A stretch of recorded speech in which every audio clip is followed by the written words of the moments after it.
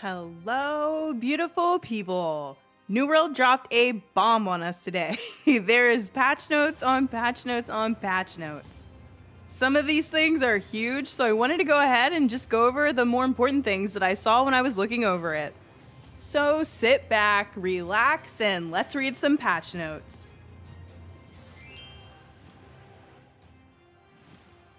One of the first things that jumped out at me and a lot of people reading the patch notes was this little nugget right here. It's a small line that means a lot. Attribute threshold bonuses. AGS is adding Grit Ward to light attack startups when using the 300 con attribute threshold bonus. If you've been upset that they took away Grit and you've been getting knocked around, you don't have to worry about that anymore.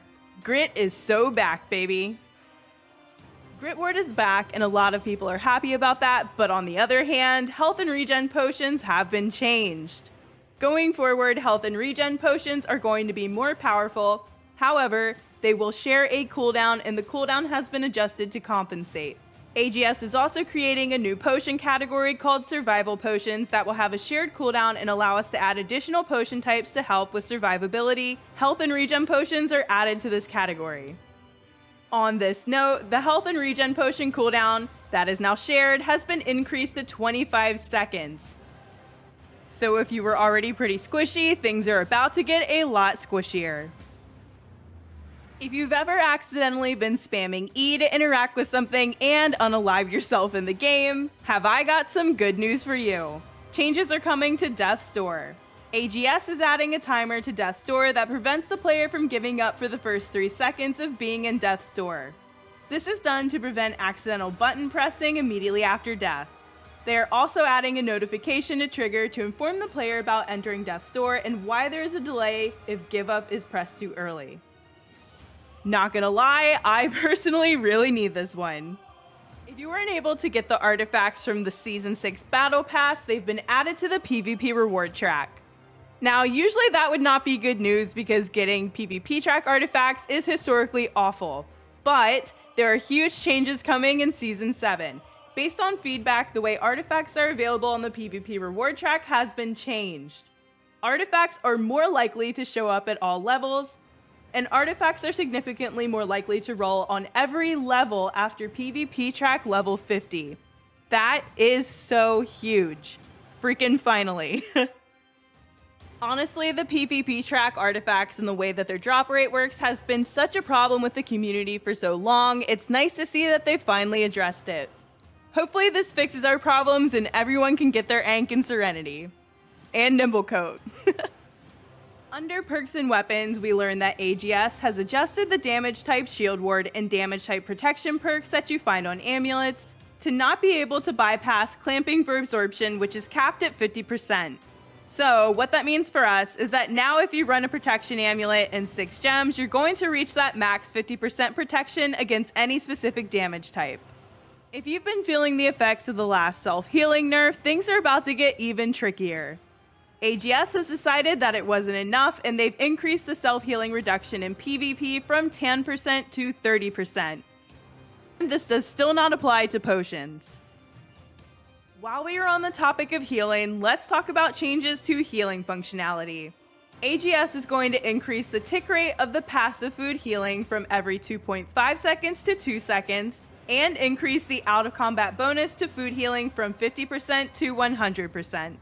But they are also removing the 20 seconds of burst healing that is removed on hit when consuming food items to compensate for the additional power of health and regen potions. So a little give here and a little take.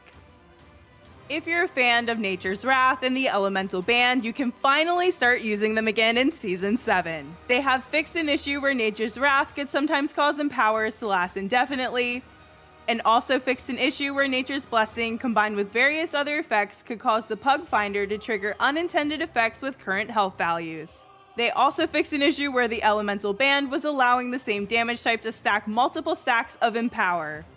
These artifacts have been disabled for a really long time, so it's about dang time that they got fixed. Going back up to the perk sections, they have adjusted the Healthy Toast perk to do a smaller heal over time, instead of granting a burst of healing all at once. It is the same amount of total healing that you would have gotten before, but instead of all at one time, it's distributed over 4 seconds. So if you were relying on Healthy Toast to give you that burst of health, be careful, it's not going to do that anymore. If you found yourself frustrated by the aim-lock Blunderbussy bots in PvP, I've got good news. AGS is increasing the spread, which is the inaccuracy, of the Blunderbuss when target locked onto enemy players. All I'm gonna say is it's time to start bringing back skill into PvP, and this is a good start.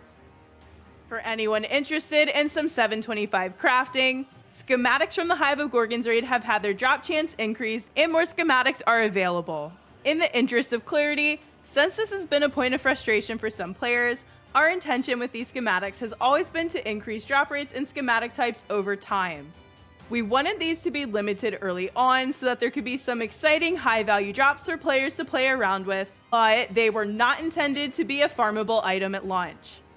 We are increasing their farmability and will do so again in the future when we release weapon schematics. Hey guys, a little break from the patch notes. I just wanted to say that I'm trying to get to 10,000 subscribers by the end of this year. So if you're not currently subscribed, I would really appreciate it if you hit that subscribe button. Or don't, I'm not your mother, I ain't gonna tell you how to live your life. But it would really mean a lot to me. Okay, subscription plug over, let's carry on. By player request, we have changed the Gorgonite Inductor raid crafting recipes. You know, the recipes using the Gorgon essence to no longer give equipment with Magnify. Now, the items crafted using these recipes will have a randomly assigned attribute perk. Blah. This will allow you to insert perk items into these recipes to determine which attribute you want. We are making it easier to control your attributes for endgame build potential. However, if you do not insert perk items into the recipe, you will get a random attribute perk.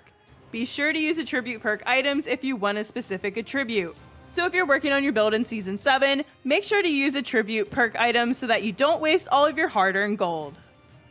Also on the topic of 725 gear, AGS is adding yet another way to get random 725 gear in the game. This is also tied to the M3 changes that we were expecting, and yeah, M3s are probably not as back as we thought they were going to be.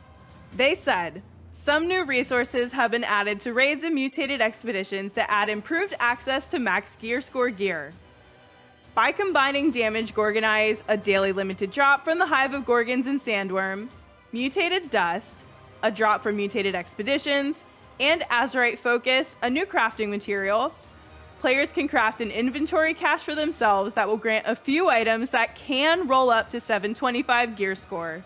Can is the key word there. Crafting the cache does not require a high trade skill level, though the Azurite focus does require a medium level in Arcana. These items are able to roll raid-specific perks as well as elemental mutation perks. We'll be monitoring this in the future, but we're pulling mutations back into the endgame rewards loop with this change. It's always nice to have another way to get new 725 gear, but we've really got to stop with this random rolling stuff. It's just not good, and I don't think it's enough to really revitalize M3s. I guess I was just hoping for a little bit more, or a lot more. Man, that was a lot, and there is so much more. These were just some of the major patch notes that I found and thought I should bring attention to. This is one of the longest patch notes lists I've seen in a long time, so I'll leave the notes post link in the video description so that you can check them all out for yourselves. Was there an important patch note that stuck out to you that I didn't cover in this video? Let me know in the comments. And if you've made it this far, drop some cheese in there too. As always, like, subscribe, share, but most importantly, be kind to one another. See you next time, friends!